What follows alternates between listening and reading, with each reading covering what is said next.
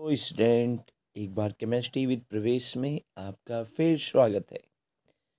तो मैंने कहा था कि दो कंपाउंड्स हैं जिनके प्रिपरेशन मेथड के बारे में बात करनी थी। पोटेशियम डाइक्रोमेट हो गया। अब हम पोटेशियम परमैंगनेट की बात करेंगे, KMnO4 की बात करेंगे। ओके, तो KMnO4 पायरोलुसाइड से हम कैसे बनाएंगे? पायरोलुसाइड से KMnO4 बनाने के लिए कितने स्टेप इस्तेमाल किए जाएंगे, तो ये आपको बताने हैं। तो इसमें नंबर 1 स्टेप है पायरोलुसाइड ओर से। सबसे पहले हम पोटेशियम मैग्नेट का मतलब K2MnO4। देखिए, K2MnO4 पोटेशियम मैग्नेट हो गया।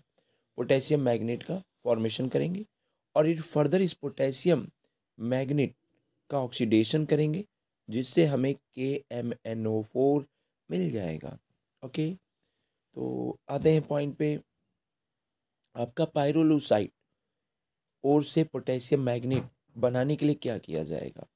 तो इसके लिए हम मैग्नीज MnO2 पायरोलुसाइड लेते हैं, जिसे आप मैग्नीज डाइऑक्साइड कहते हैं। एक्चुअल में पायरोलुसाइड और का फार्मूला ही ये है, और इसको हम पोटेशियम हाइड्रोक्साइड या पोटेशियम कार्बोनेट के साथ इन प्रेजेंस ऑफ एयर फ्यूज करते हैं।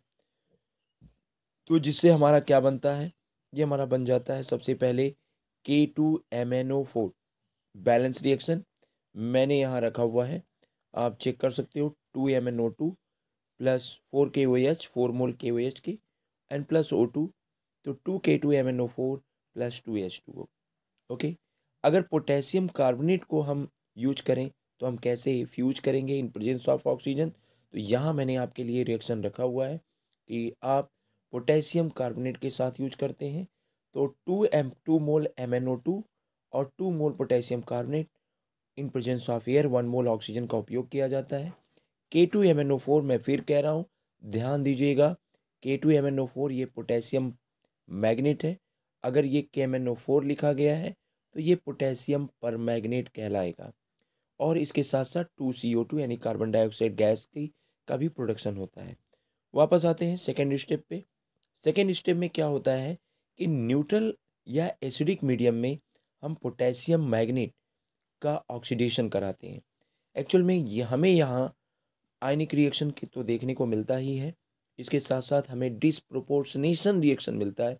मैं आपको क्लियर करूँगा, पहले आप रिएक्शन देख लें कि manganate ion 3MnO4 2 minus plus 4H plus, जिसके फलस्वरूप इसका ऑक्सीडेशन हो रहा है। ये MnO4 1 माइनस प्लस MnO2 और प्लस 2H2O के फॉर्मेशन के साथ समाप्त हो रहा है। अब मैं आपको यहाँ बताऊँ कि डिसप्रोपोर्शनेशन कैसे हो रहा है। तो आपको डिसप्रोपोर्शनेशन देखने के लिए आप ये देखिए, MnO4 2 माइनस, MnO4 2 माइनस, इसका मतलब क्या है कि मैग्नीज का ऑक्सीडेशन स्टेट इसमें 6 है, और जब ये परमैंगनेट आयन में कन्वर्ट हो रहा है तो परमैंगनेट आयन में इसका ऑक्सीडेशन स्टेट कितना है? 7 है। इसके साथ साथ ये MnO2 के फॉर्मेशन के साथ भी दिखाई दे रहा है, जिसमें इसका ऑक्सीडेशन स्टेट 4 है। तो जब भी कोई कंपाउंड का कोई एलिमेंट अपने एक ऑक्सीडेशन स्टेट से 2 डिफरेंट ऑक्सीडेशन स्टेट में डिसोसिएट होता है तो इसे हम डिसप्रोपोर्शनेशन रिएक्शन भी कहते हैं। तो ये बोर्ड एग्जाम में आए हुए भी हैं। धन्यवाद।